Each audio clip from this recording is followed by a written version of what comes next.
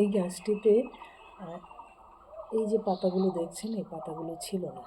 এই যে ডালটা একদম পাতাবিহীন ছিল, যেখানে ভেবেছিলাম হয়তো আর কখনো এই গাছটি ফুল দেবে না, কিন্তু দেখলাম ধীরে ধীরে আবার কিছুদিন রোদে রাখলাম। রোদে রাখার পর গাছটিতে আবার পাতা ছাড়ছে, হয়তো শীতের সময় পাতাগুলো ঝরে পড়েছিল। এটা জবা গাছের একটা বৈশিষ্ট্য যে কখনো কখনো পাতা ঝরে যায়, আবার কখনো পাতা হয়। কিন্তু পাতা থাকুক বা না থাকুক, এ কিন্তু ফুল কিন্তু দিয়ে যাচ্ছে। এই যে দেখছেন প্রতিটি ডগায় যে কুড়ি রয়েছে, এবং এই যে এখানেও দেখতে পাচ্ছেন যে কুড়ি রয়েছে, এবং এই কুড়ি রয়েছে ছোট ছোট, এখানে তো বড় কুড়ি আপনারা দেখতেই পাচ্ছেন। এই যে কুড়ি রয়েছে, প্রচুর কুড়ি রয়েছে।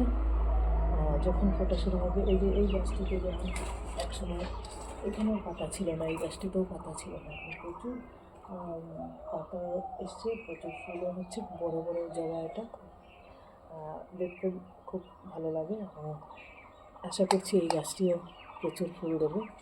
এবং জবা গাছ কিন্তু ছোট ছোট যে মিলিবাগ সেটা হয়, এবং সেটার হাত থেকে ছাড়ানোর জন্য আপনারা ঘরোয়া পদ্ধতি ব্যবহার করতে পারেন, যেখানে ঘরোয়া পদ্ধতিতে আমরা শ্যাম্পুর সঙ্গে কিছুটা কর্পূর মিশিয়ে দিতে পারি, তাহলে অনেকাংশেই এই মিলিবাগ দূর হয়ে যায়। তাছাড়া নিম পাতা সেদ্ধ করে সেই জলটা ঠান্ডা করে সেই নিম পাতার জলের সঙ্গে কিছু পরিমাণ হলুদ, কিছু পরিমাণ কর্পূর মিশিয়ে পাতা ঠান্ডা করে আপনারা রেখে দেবেন, এবং সেখানে 1 কাপ জলের সঙ্গে সেই নিম মেশানো এবং কর্পূর এবং হলুদ মেশানো জলের সঙ্গে 1 কাপ জলের সঙ্গে 1 মগ জল মিশিয়ে নেবেন, এবং এভাবে স্প্রে করবেন।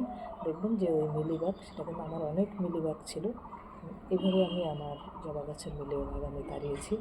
এখন কিন্তু আর মিলিবাগ নেই। প্রচুর এই মিলিবাগের জন্যই ফুল কুড়ির অবস্থাতেই ঝরে যায়। এই মিলিবাগগুলো কিন্তু এখন আর নেই। তাই আমি আশা করছি প্রচুর ফুল দেবে। ফুল হলে নিশ্চয়ই আপনাদের দেখাবো। খুব ভালো লাগছে আজকে এই কুড়িগুলো দেখে আপনাদের সঙ্গে শেয়ার করলাম, আমার এই জবা গাছেরও পরিচয় করিয়ে দিলাম। ভালো থাকবেন।